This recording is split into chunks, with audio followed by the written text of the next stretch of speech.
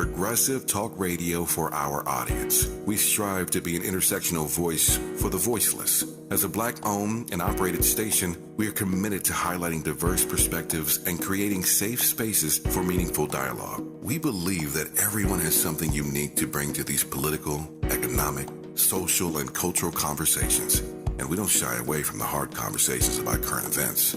We endeavor to be a beacon of hope and understanding, while boldly challenging listeners to think more deeply about difficult topics that impact us all.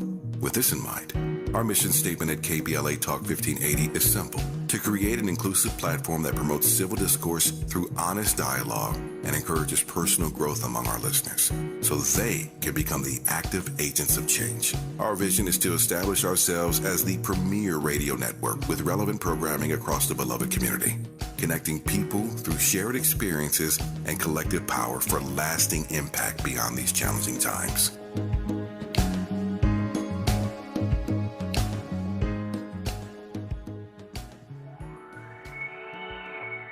Hey Zoe, I'm calling your show, 'cause I need to know. Show me which way to go before I throw my man out the door. Okay, hold on a second, Keisha.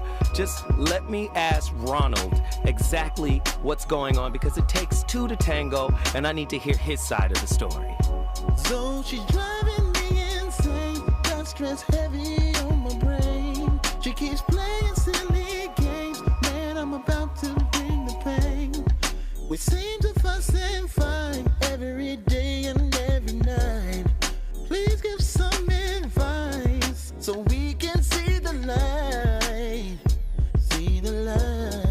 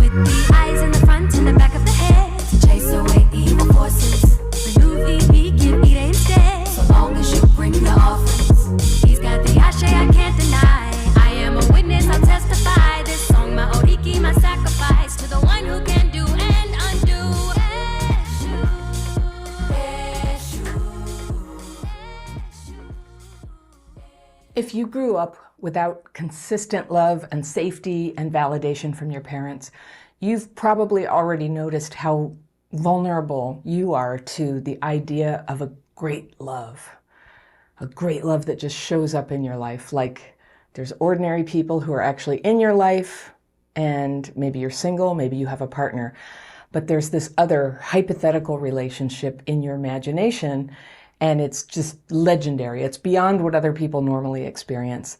It's a perfect union kind of love.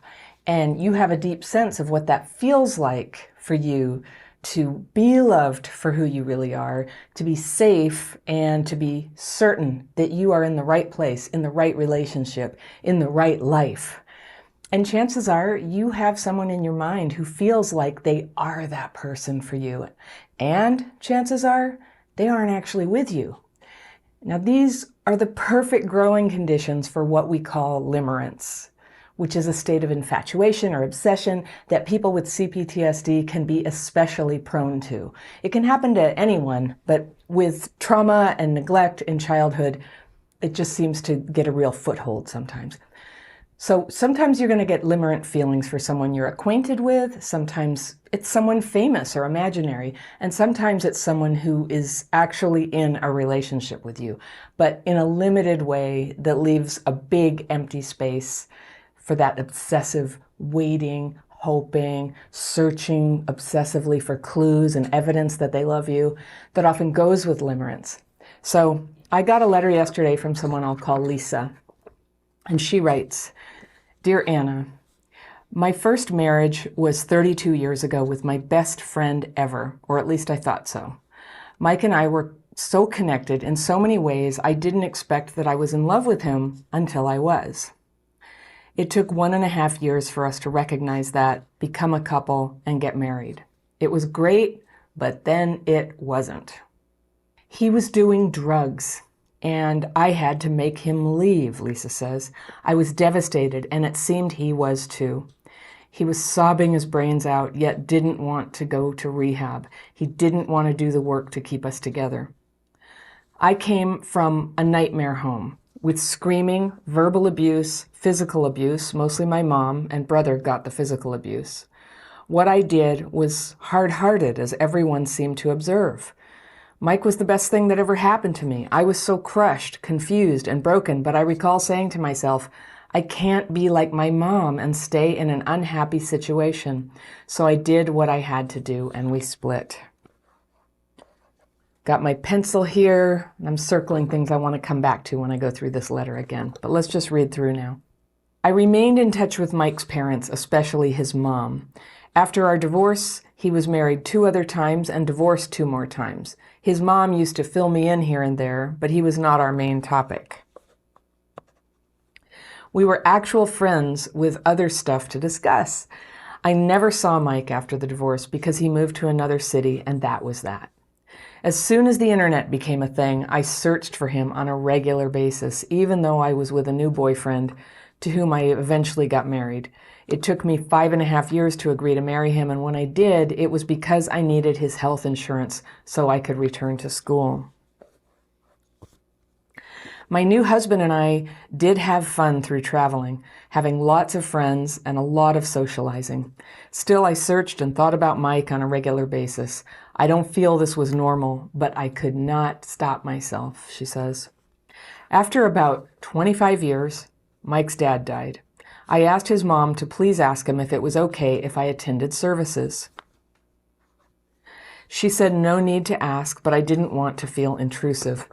The day came, and at the service, Mike and I saw each other. We hugged and cried for what seemed like an hour. It was very emotional. His latest girlfriend was there, and we were introduced. It was all laughs and a great to see you kind of vibe.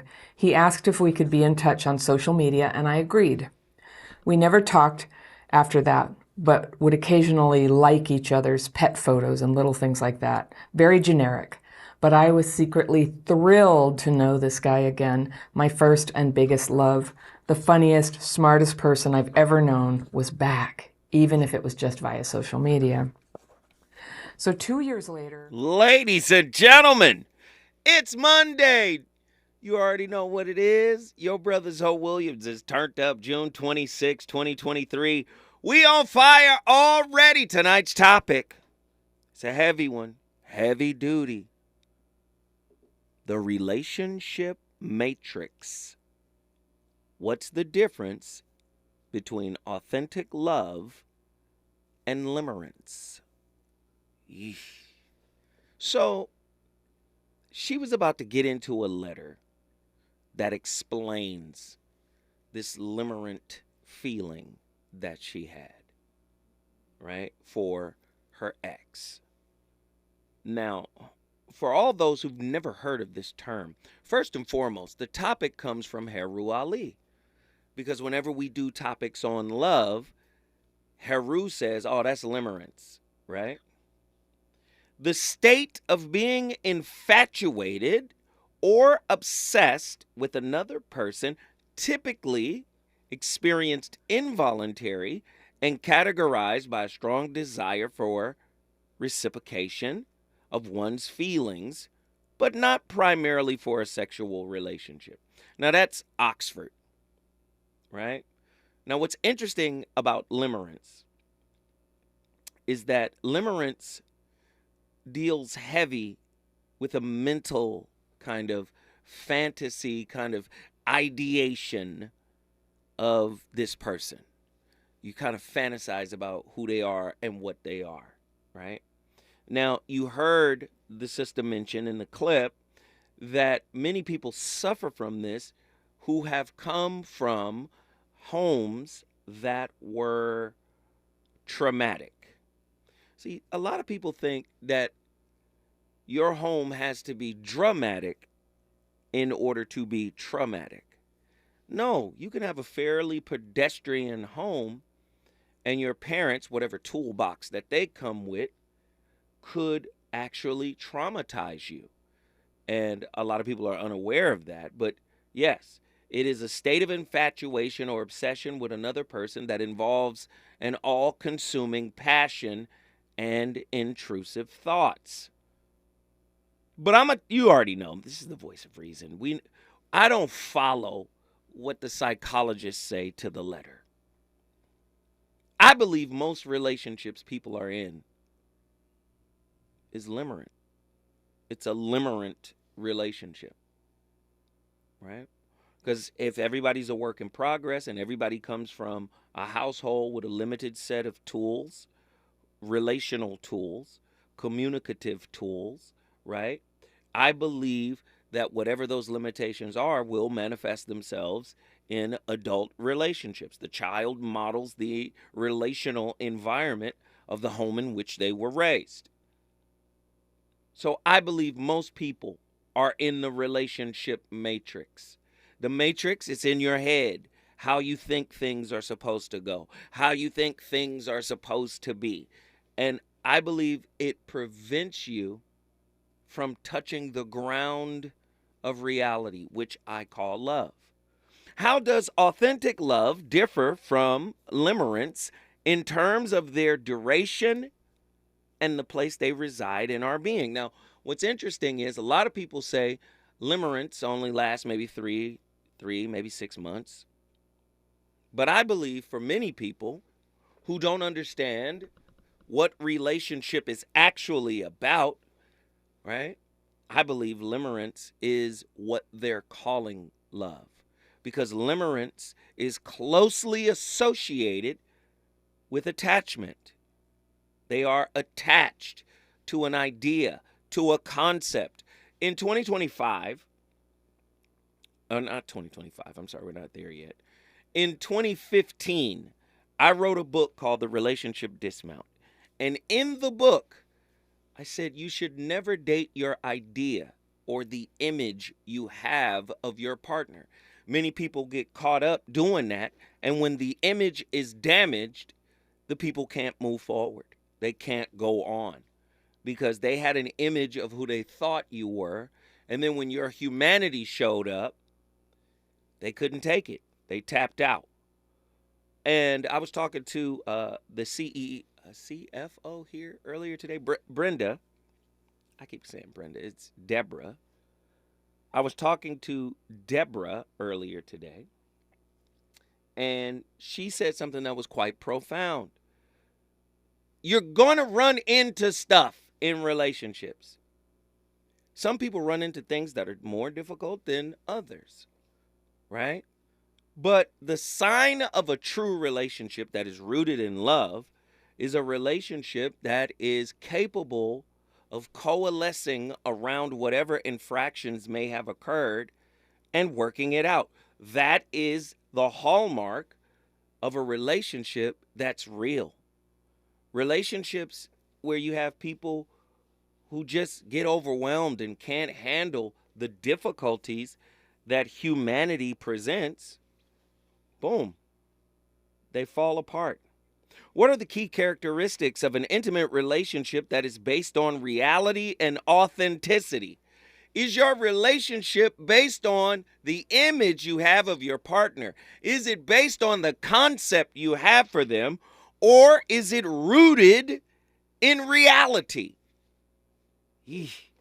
Is your intimate relationship based on a realistic, reality-based understanding of your partner and the dynamics of the relationship? Or is it rooted in a limerent, idealized concept and projection within your mind?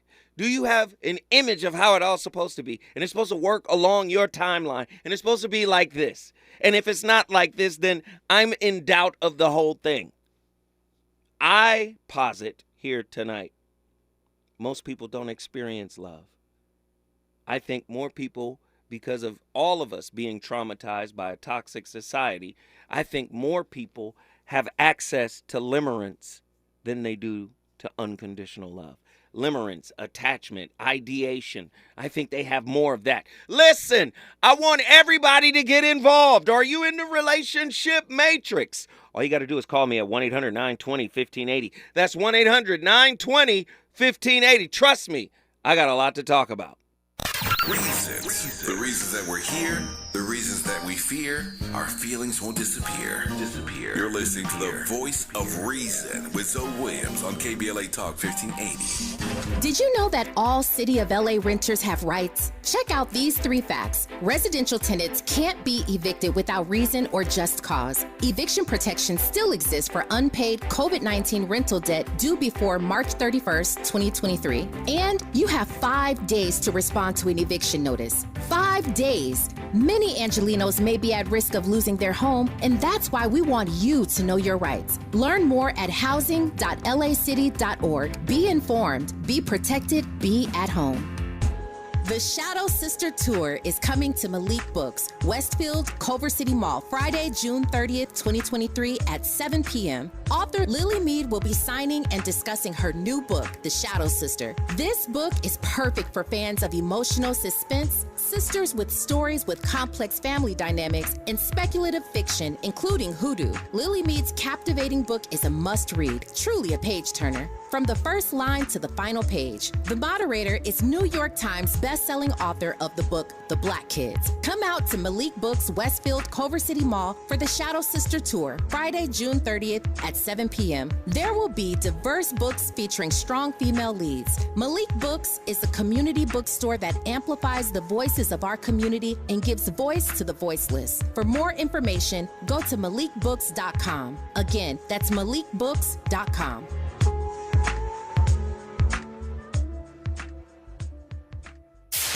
KBLA Talk 1580. We've got a lot to talk about. KBLA Talk 1580 joins you in standing for education as a right, not a privilege.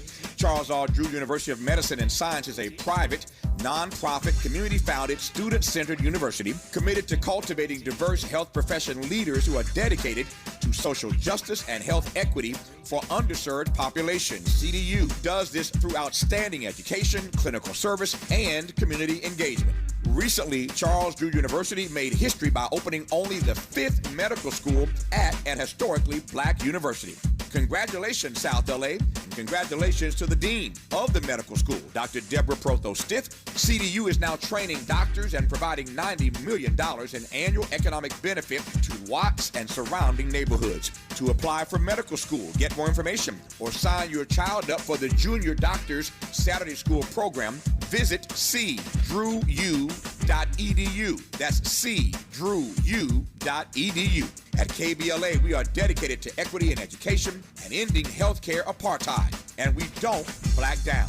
This is a community call to action from KBLA Talk 1580. You know you want some more. It's the voice of reason with Zoe Williams on KBLA Talk 1580.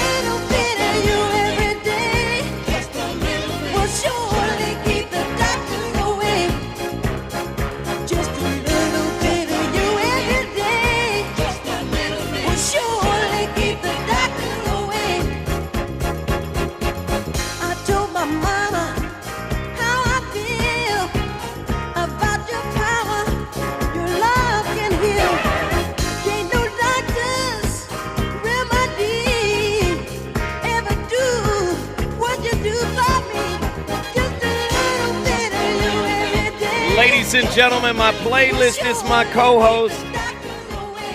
I would be remiss if I didn't acknowledge Michael Jackson passed away 14 years ago yesterday. June 25th, one of the greatest to ever do it. Definitely got to acknowledge the great Michael Jackson. But tonight's topic is heavy. I believe everybody is in a space of limerence, or more people than not.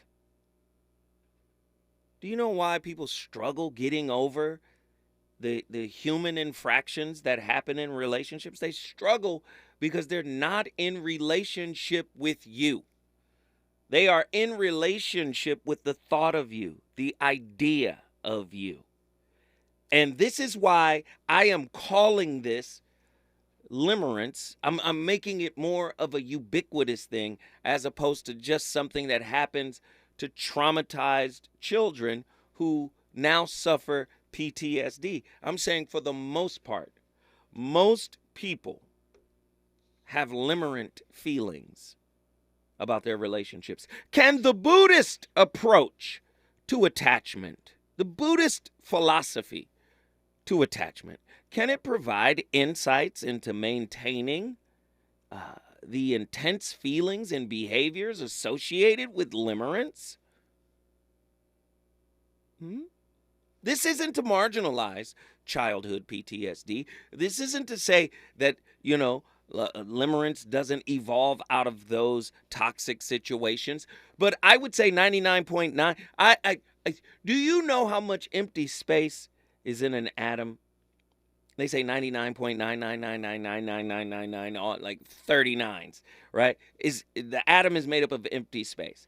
And I'm saying that same figure is what I'm attributing to most people, right? When it comes to love. Most people do not understand what love is. It's a high level of consciousness. Any type of anxiety or fear or sense of overwhelm can be absorbed and thus transformed when you're actually dealing with love. Doesn't mean it won't be difficult. You'll make it through. You'll find a way because love finds a way. Love is like life. It always finds a way. But relationships that haven't reached a particular consciousness level struggle to get there. And I believe limerence is what they actually have. The idea, the concept of their partner. Lord forbid the idea is destroyed. Oof. Lord forbid. Right? I know it's tough. I know it's tough. It's tough, but we got to deal with it. How can you ensure that your relationship is grounded in reality and promote healthy communication and understanding with your partner? Let me explain something about communication, right? You get some people who think good communication is their partner just listening to them ramble on and on and on without retort, right? But the reality of it is, good communication is collaborative. You may be saying something and your partner is listening and up to a point where they go, oh, well, that's not quite what I meant, or that's not quite in alignment. And then you might have people who get angry because you're challenging what they have defined as their truth, right? And if that happens too much, then guess what happens? The image, the idea of who they thought you were, the image, the idea of how they used to see you begins to erode. How can you ensure that your relationship is grounded in reality and promote healthy communication and understanding with your partner? I want to know from you. The number to dial is 1-800-920-1580. I want to hear your thoughts. Are we truly in love, or are we just attached to our fantasy, concepts, and ideas of each other? Why do people fall in limerent relationships? I believe many people are in the relationship matrix. It's not real. It's a computer program. Only this program comes from society. right? What does that mean, Zoe? Let me ask Andy. Andy, real quick before I get to my caller. If you want to join the conversation, 1-800-920-1580. You had a moment of humanity in your relationship and you cheated on your woman, but you really love your woman and you want to be with your woman and you've apologized profusely and you're trying to rebuild the trust in that relationship. What is the natural response to your authentic and humble apology? What do you think the normal reaction to that would be? I mean, to feel upset at yourself. No, I'm saying from your partner. She's upset. But what else? It's probably going to take me a while for her to calm down. That's if she want to be with you. That's if she wants to be with me. Yeah, absolutely. So what is the normal? To walk away. There you go. That's part of conflict resolution, right? That has been programmed in this society. That's what it is. Typically, people walk away. They don't work it out. Most people walk away. Why? Because the image of who I thought you were has been shattered. People are out here dating images. They're not dating real people. Because I'm going to tell you right now, when the human shows up in the relationship, that's when you know you got something real or you got something fake. But we faking it off the rip, though. Come on. That's what I'm saying. Off the jump. You know what I'm saying? Our representatives being shown. I mean, if you want me to be real, let me come on a date with my T-shirt and shorts on with some slides. How about that? I'm just saying. Are you going to accept me?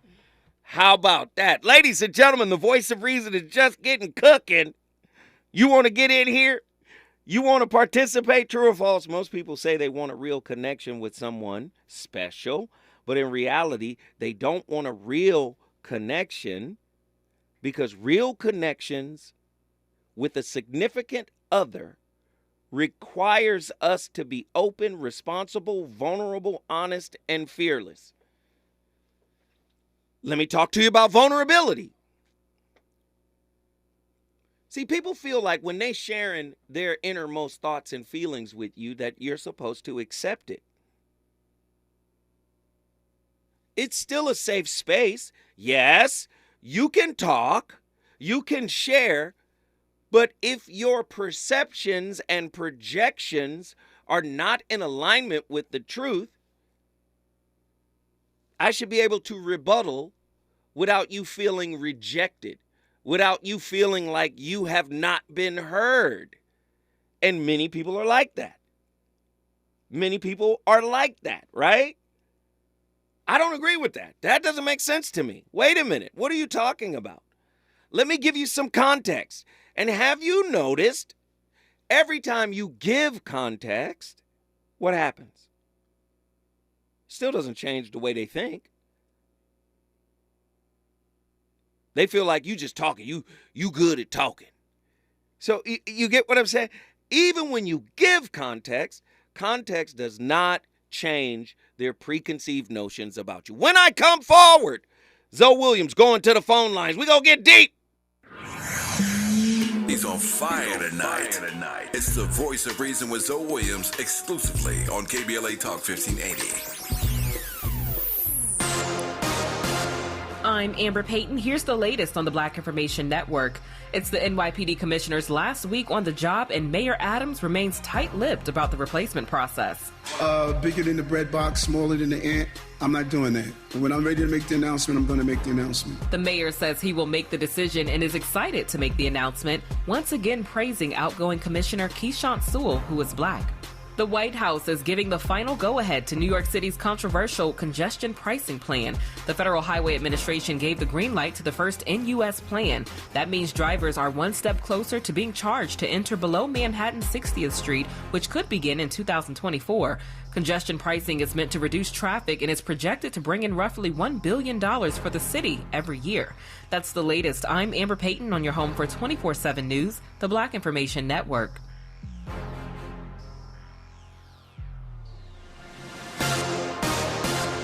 Hey, DQ fans, the new Oreo Brookie Blizzard treat is here. That's a delectable combination of Brookie and Oreo cookie pieces blended together in world-famous soft serve. You get all that in just one treat, and that treat is waiting for you only at participating DQ locations. Happy tastes good. KBLA Talk 1580 is dedicated to empowering our communities by providing progressive talk radio for our audience. We strive to be an intersectional voice for the voiceless. As a Black-owned and operated station, we are committed to highlighting diverse perspectives and creating safe spaces for meaningful dialogue. We believe that everyone has something unique to bring to these political, economic, social, and cultural conversations, and we don't shy away from the hard conversations about current events. We endeavor to be a beacon of hope and understanding, while boldly challenging listeners to think more deeply about difficult topics that impact us all. With this in mind, our mission statement at KBLA Talk 1580 is simple: to create an inclusive platform that promotes civil discourse through honest dialogue and encourages personal growth among our listeners, so they can become the active agents of change. Our vision is to establish ourselves as the premier radio network with relevant programming across the beloved community, connecting people through shared experiences and collective power for lasting impact beyond these challenging times.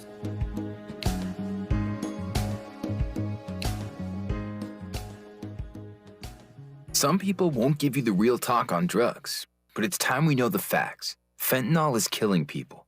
It's a powerful opioid, often made illegally and commonly mixed with illicit drugs. It can even be pressed into counterfeit pills that resemble prescription medications. Just 2 milligrams, about the size of a few grains of sand, can potentially be lethal. This isn't an ad to scare you, but it is an ad to make you think twice. Get the facts. Go to realdealonfentanyl.com. This message is brought to you by the Ad Council. You're listening to K-Drip, where we play all the best classic water-wasting hits like Sprinklers in the Rain and Leaky Faucets. They're tunes from another time because now that we face a hotter, drier future, every drop counts. Despite an extremely wet winter, keep using less water, fixing leaks, and reusing indoor water for your garden. Visit SaveOurWater.com for more ways to conserve. Up next, brushing your teeth with the water on. K-Drip. Mom's early Alzheimer's diagnosis was hard to take. And when I left the oven on, we decided together that it was time to see a doctor and make a plan.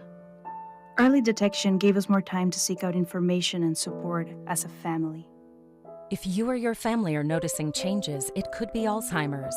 Talk about seeing a doctor together. For more information, visit alz.org/time-to-talk. A message from the Alzheimer's Association and the Ad Council. Get ready to experience the vibrant and rich culture of historically Black colleges and universities, HBCUs, like never before. Hollywood Homecoming Weekend Tailgate is here to celebrate the legacy and impact of HBCUs, happening on July 2nd at the Beehive from 12 p.m. to 8 p.m. An incredible lineup of events that will make this day truly unforgettable. Get ready to move and groove to the beats as renowned DJ Jay Murphy takes the stage. Also happening, Grammy-nominated artist and rapper D-Smoke will be gracing us with an electrifying performance. This event provides a platform for networking, exposure, community, entrepreneurs, artists, and brands that are making a positive impact. Join us July 2nd at the Beehive for the Hollywood Homecoming Weekend Tailgate, a celebration of HBCU culture. Hurry and get your tickets now. www.hollywoodhomecomingweekend.com. Instagram @HollywoodHomecomingWeekend. info@hollywoodhc.com for any questions.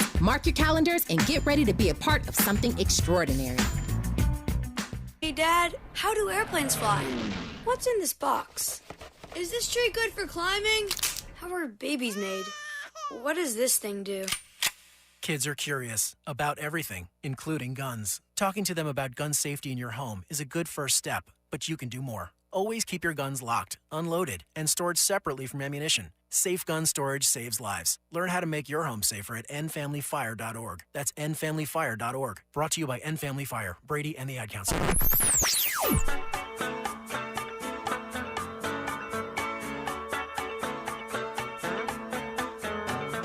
This is KBLA Talk 1580.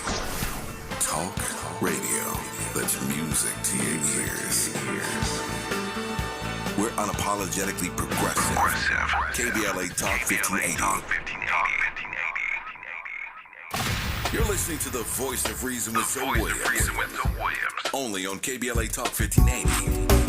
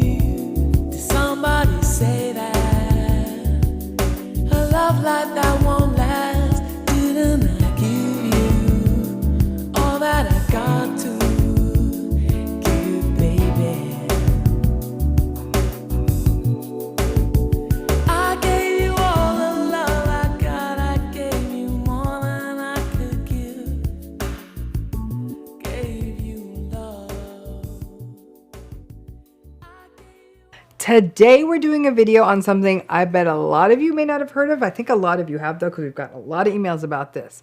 Something called limerence.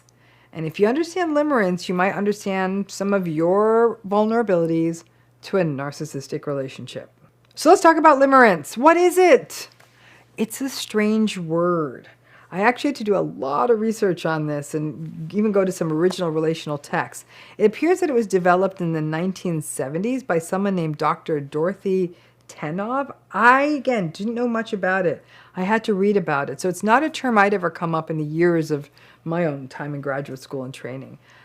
It's actually a term that has not been researched a lot, but it is basically an obsessive infatuation with someone and an obsessive desire to have those feelings reciprocated. The wanting the feelings to be reciprocated, to be mirrored back, is a big part of limerence. It's a desire to be loved by that person you are intensely attached to, kind of in your mind. Apparently, it doesn't always have to be sexual, but it is an obsessive, love-like feeling. Limerence often plays out largely in someone's head, and a person may remain obsessed about someone they've only met a few times and have a really richly developed fantasy world about them in their head. Limerence situations are often unrequited, meaning that it's someone thinking about, that the person they're thinking about, but the relationship doesn't happen or really can't happen. Usually there might be a few bits of encouragement thrown in there or some contact that can keep the limerence experience stoked and fueled. But by and large, the actual limerence relationship tends to not actually happen in real life. In the era of social media, it seems like limerence could be on the rise. You know, we see a carefully edited and curated image of a person's life. They're very attractive, very interested. It's easy to have a coy, maybe even flirty DM here and there. And for some people, it could feel as though they're even posting those messages just for you. People can get obsessed by the person whose life they are witnessing on social media. And the platforms allow the tools to communicate with the person, which only adds to the infatuation and the obsession, as though there could be some real possibility. And it could just distract a person who may literally spend their time studying and tracking the social media posts of this person they have this limerence relationship with. Heavy stuff. Heavy stuff. But I'm going to argue that it's not just sequestered to narcissists. I'm going to argue that most people suffer from limerence. Limerence, attachment. If you just look at the level of fear and ego in the average relationship, how can you then turn around and say your relationship is predicated on real love? So sometimes when you hear people say things like fear and love can exist in the same place at the same time, they have a hard time wrapping their head around that. And then when their relationship gets to a point where you feel fatigued, you feel out of gas, you start to then understand that, wow, maybe I really didn't love this person at all. Back to Dr. David R. Hawkins. He has a consciousness grid. And I'm just saying, most relationships are low frequency, Truemonger. You're right. Fear is low frequency. It's far from love. Absolutely right. Right? Dr. David R. Hawkins' consciousness grid. At the bottom of his consciousness grid is shame, humiliation, miserable, despising, right? Elimination, shame. That's at 20. His consciousness grid goes all the way up to 1,000. Above shame is guilt, right? At 30, right? Which is blame, evil, vindictive, destruction. Then apathy, which is 50. Despair, hopeless, condemning, abdication. Ooh. Then grief at 75, regret, tragic, disdainful, despondency. Then fear at 100, anxiety, frightening, punitive, withdrawal. So many people's relationships can't sustain when the human shows up, when humanity shows up, when the work in progress shows up, when the flaw shows up, when the limitations show up. Why? Because they're vibrating at this level of consciousness, a low level of consciousness. Shame, guilt, apathy, grief, fear at 100. Desire at 125. What is desire? Craving, disappointing, denying, enslavement. Then anger at 150. Hate, antagonistic, vengeful, aggression. We're starting to get a little bit higher in consciousness, right? Starting to get a little bit higher in consciousness when you get to pride. 175, scorn, demanding, indifferent, inflation, right? Now we start to balance out courage. That's 200. Affirmation, feasible, permitting, empowerment. Most people are not at 200. The good doctor, before he passed away, broke it down. He said, average people across the globe are vibrating at 100. Fear. He said there are 12 people on the planet Earth that are vibrating at 700 or higher, according to his consciousness grid. He said those 12 people counterbalance the other 8 billion people and raises everyone's collective number to 200, 225.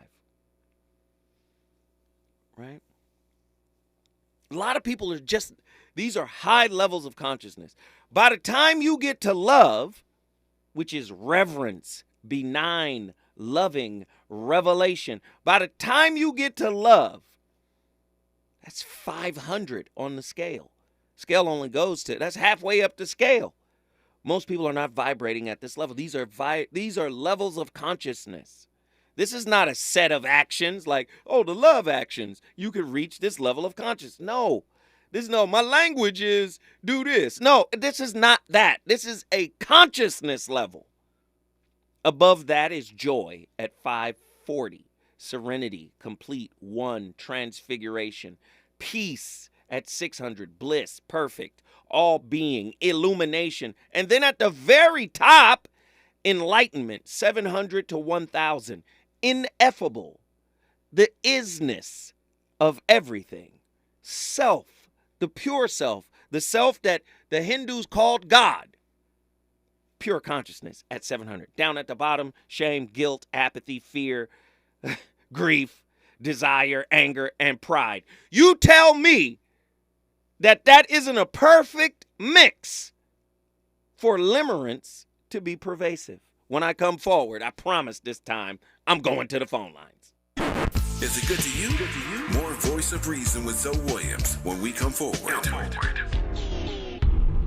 In 2020, California established the first in the nation task force to study reparations for African Americans. Their responsibility is to examine and recommend to the California State Legislature potential remedies of compensation, rehabilitation, and restitution for African Americans, with a special consideration for the descendants of persons enslaved in the United States. We encourage you to join the final meeting of the task force in Sacramento on Thursday, June 29th, starting at 9 a.m. in the first floor auditorium of the March Fong Yu Secretary of State building. To learn more about reparations and the task force, visit the California Department of Justice website at oag.ca.gov, where you can also get details about how to participate in the hearing virtually if you cannot participate in person on Thursday, June 29th for this final public hearing where the task force will present their final recommendations. For more information, reach out to Charles Communication Group at 888-326-0010. This is a community call to action from KBLA Talk 1580.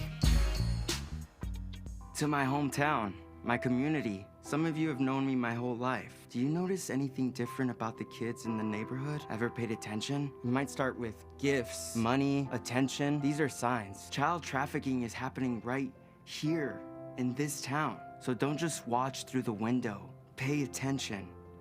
Because the more we know, the more we'll all know to say no. Learn the signs to look for and how to help at no-to-say-no.com. This is Tyrone, celebrating the 75th anniversary of Black Radio and June as Black Music Month. Brought to you by Procter & Gamble. It's your thing.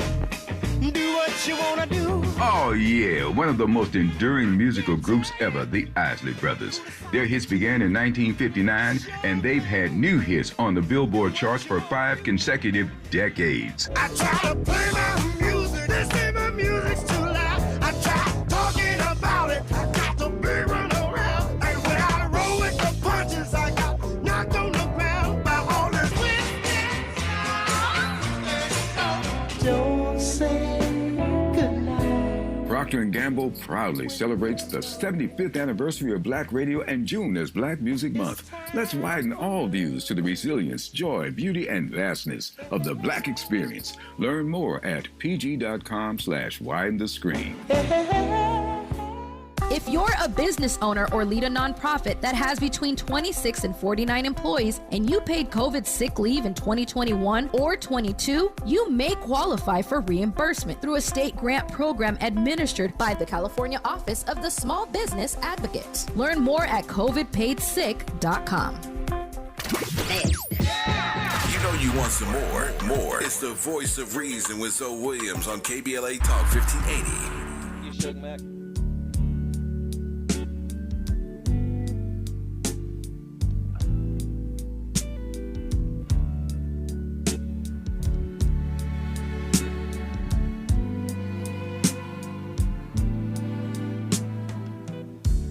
Always and forever,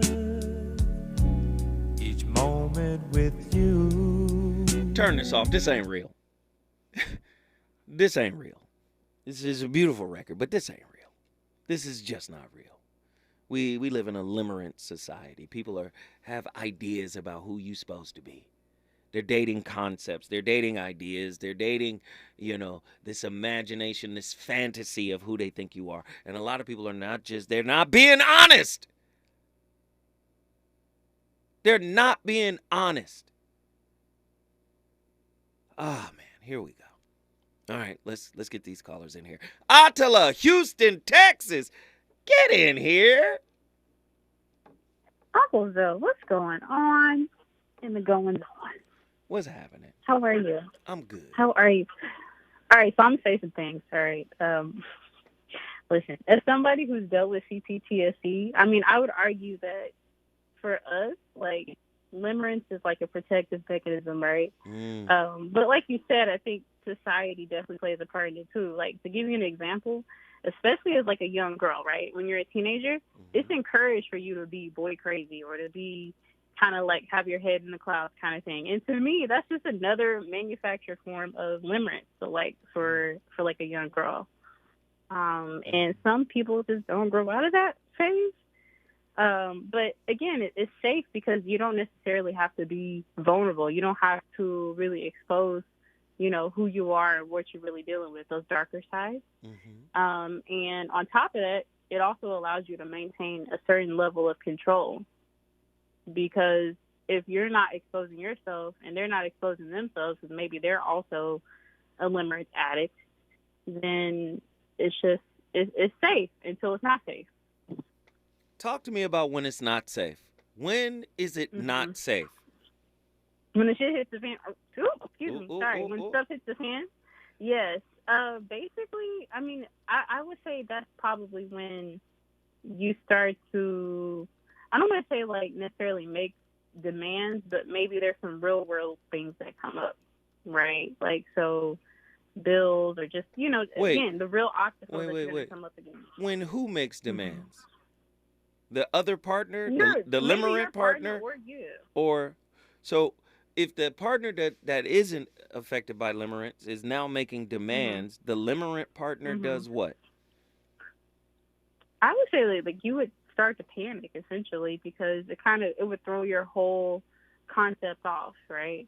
But to me, I think there's a misconception out there that it's going to be a limerent partner and a non-limerent. To me, I think a lot of times both partners are probably limerent to some extent. I agree. Maybe in certain areas, like I said, for women, it's about, getting to the marriage or the ring or whatever the case may be. And for men, it might be, something else. But I think both partners can experience limerence just at different points. And if you're not on the same page, so let's say at one point, someone's more limerent than the other, anytime there's a real world problem that comes up or just an obstacle, it's going to throw the dream off, essentially. Ooh, it's going to throw the dream off. That's so, keep going. It's going to throw the dream off. Keep going. Keep going. Keep going. So, I mean, I can only speak like in my experience, but I think really for me, like in the last few years, I've tried to make the conscious effort to not be limerent. And I mean, you still have your desires or certain ways you might want a relationship to head, but in terms of just kind of being, on cloud nine type of thing, I try my hardest not to do that. Simply because I think that you just don't really get an authentic view of who you're dealing with. And if you're like me, like I'm the type of person that, when I was limerent, if things were not necessarily going the way that I had imagined, I would just run. And so the problem with that is, you might be with somebody who can actually help you face certain things or kind of go through things with you, but you would never know because you're constantly running, searching for the next partner that's going to meet the expectations that your limerence is demanding from you. This is heavy. I didn't expect it to be this heavy. So are you telling me that, number one, you've suffered from limerence? Mm-hmm. So how do you get over the addiction? Or you don't? I mean, for me, for me, I don't know if you ever really, like, quote unquote, get over it, so to speak, but I can definitely spot when I'm doing it. Like, I know when I'm kind of going into waters that maybe are a little bit too treacherous. Like, I'm like, I'm kind of going into that Delulu state. Let me come back. Let me come back to reality. But also, I mean, if you have people around you, like, once you are able to have good, solid people around you, non-narcissistic people around you, people that are going to aid towards your betterment, then they can kind of point out things to you as well and kind of say, that doesn't really make sense, but you have to get to a place of even being willing to hear that. Like, for people who struggle with limerence, they're not going to be willing to hear a lot of times that what it is they're trying to achieve is, I don't want to say unachievable, but it's just not necessarily fathomable in they haven't even actually tried to see, like, does this actually work for the situationship that I'm in? Like, does that even make sense in this context? So you need people that can kind of bring you back to reality. So do limerent people try to hold on to relationships while at the same time not really committing to the relationship? Oh yeah. That's that. I mean, to me, that's kind of where that whole situationship thing comes from. Because to me, a situationship is nothing more than a relationship that's on its deathbed. Right? Talk to me. The relationship Go needs deeper. to be over. Mm-hmm. It's like the relationship needs to be over, but you're refusing to acknowledge it. And again, if it's a situation where both parties are limerent, it's even worse because they're not going to be talking and communicating with each other to essentially acknowledge that the relationship is over. So a situationship is more comfortable because you don't have as many demands, or that person can kind of be like, this wasn't in my vision. that did not come to me. And so, like, that's a tricky situation. I would say if you're in a situationship, you are probably limerent. Oof. You're most likely somebody who is limerent. Either you or both of y'all are probably struggling with that because there's no reason why you would essentially recycle an old, dead relationship. What kind of fantasies do limerent people concoct in their mind? Because that's very heavy. I remember it in the relationship dismount. I said, never date your idea. And it seems like limerence is that, where people are actually dating a concept and not the person. Talk to me about the fantasies that are constructed within one's mind. Who is limerent? I would say, I mean, fantasies, I mean, maybe more so around what that person may be like toward you. And again, we're talking about things kind of going your way or seeing things progress in a way that is suitable in your mind. To me, what that would look like is just if you have a certain plan or idea for your life and that person fits that mold, right? So maybe they're your partner within this business that you want to develop, or they're, you know, whatever that looks like for you. But, I mean, in reality, that person might have no, you know, they might not have any desire to even do that. But you've already kind of, like, in your mind, like, placed them in this role. And, again, like I said, I know I'm definitely guilty of that. Like, I still struggle with essentially, like, because it's weird. It's almost like you have to kind of ask, I don't want to say permission, so to speak, but you're informing the person that this is kind of like my idea of what I would want my life to be like. Like, does that actually fit you? So, wait, you know, hold on. You are cooking right now, and I'm telling you, Emerald Lagasse is jealous. What I want you to do is stay tight, stay close to me when we come forward. We're going back to Houston, Texas, because Attila really knows what she's talking about. 'Cause we've got a life of love that won't ever change, and every day love me your own special way, melt all my heart away with a smile.